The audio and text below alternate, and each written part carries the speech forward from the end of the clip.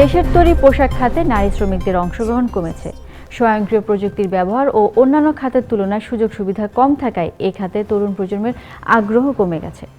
Bangladesh RMG শিল্পে প্রযুক্তির upgradation শীর্ষক এক সমীক্ষায় এসব তথ্য উঠে এসেছে।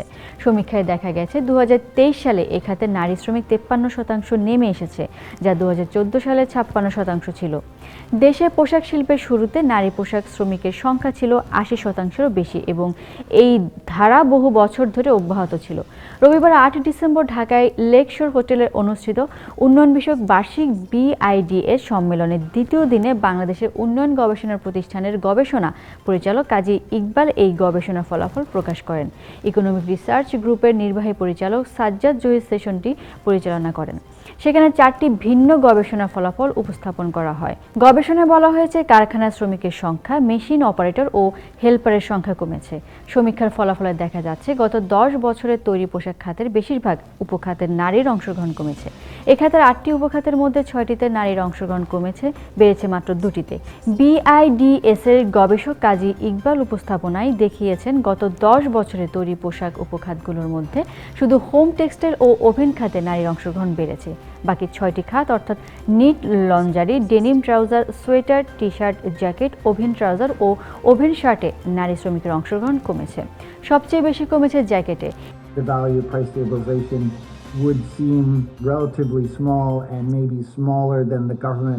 বাংলাদেশে ব্যবহৃত যত ধরনের জরিপ রয়েছে এবং ডেটাবেসগুলো রয়েছে, সেগুলোর ভিত্তিতে 2018 সালে একটি সমন্বয়ের মাধ্যমে যেটি বলতে চেষ্টা করেছে সেটি হলো যে প্রায় 3648টি কারখানা রয়েছে বাংলাদেশে এবং সে কারখানাতে প্রায় 36,52,000 এরকম সংখ্যক শ্রমিক কার্যরত রয়েছে। এই উপখাতে 2014 সালে নারী শ্রমিকের অংশগ্রহণ ছিল 63.13%। 2023 সালে তা কমে দাঁড়িয়েছে 39.22%। উপস্থাপনায় বলা হয়, তৈরি পোশাক খাত গত 10 বছরে অনেক বেশি পুঁজিঘন হয়েছে। সেই সঙ্গে শ্রমিক প্রতি যন্ত্রের সংখ্যা কমেছে। এর প্রভাব সবচেয়ে বেশি পড়েছে মেশিন অপারেটর ও হেল্পারদের উপর। নারী শ্রমিকদের সংখ্যা হ্রাসের সঙ্গে আরেকটি পরিবর্তন হয়েছে গত 10 বছরে। তা হলো উৎপাদন খাতে প্রযুক্তি জানা মানুষদের কর্মসংস্থান বেড়েছে। এই খাতে BSc ও ডিপ্লোমা টেক্সটাইল প্রকৌশলী বেড়েছে, কিন্তু টেক্সটাইল প্রকৌশলের নারীর সংখ্যা খুবই নগণ্য।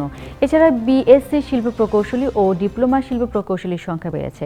এক সময় বলা হতো গার্মেন্টসে 80% নারী শ্রমিক, কিন্তু পরবর্তীতে বিভিন্ন গবেষণায় দেখা গেছে সংখ্যাটি 67, 64, 60% নেমে এসছে এবং CPDর গবেষণায় আমরা যেটা পেয়েছি যে নারী শ্রমিকের সংখ্যা 53%, মানে হলো বাকি 47% হচ্ছেন পুরুষ শ্রমিক। প্রশ্ন উত্তর পর্বে BIDS এর মহাপরিচালক বিনায়ক সেন বলেন, এই যে প্রযুক্তির ব্যবহারের সঙ্গে নারী শ্রমশক্তিতে অংশগ্রহণ কমে যাচ্ছে, এর সামাজিক প্রভাব আছে। বিষয়টি কি একেবারে বাজারের হাতে দেওয়া হবে, নাকি এখানে নারীদের অংশগ্রহণের হার বজায় রাখতে বিশেষ ব্যবস্থা নেওয়া হবে? এক প্রশ্নের উত্তরে কাজী ইকবাল বলেন, নারীরা কোথায় কোথায় প্রযুক্তিগত উন্নয়নের কারণে সমস্যার মুখে পড়েছেন তা চিহ্নিত করে তাদের নতুন দক্ষতা শেখানো দরকার। তাহলে নারীদের এই ঝরে পড়ার হার রোধ করা সম্ভব। BIDS এর গবেষক মঞ্জুর আহমেদ বলেন, দেশে এই মুহূর্তে প্রযুক্তির কারণে বড় ধরনের ছাঁটাই হচ্ছে তা নয়। তিনি বলেন, চীনের প্রযুক্তির কারণে 3% ছাঁটাই হলেও 2% নতুন কর্মসংস্থান হচ্ছে। এই প্রক্রিয়া সবখানেই থাকবে। ফলে দরকার হচ্ছে নারীদের দক্ষতা বৃদ্ধি করা বা তাদের নতুন দক্ষতা শেখানো এবং প্রয়োজন বোধে নতুন জায়গায় নিয়ে যাওয়া।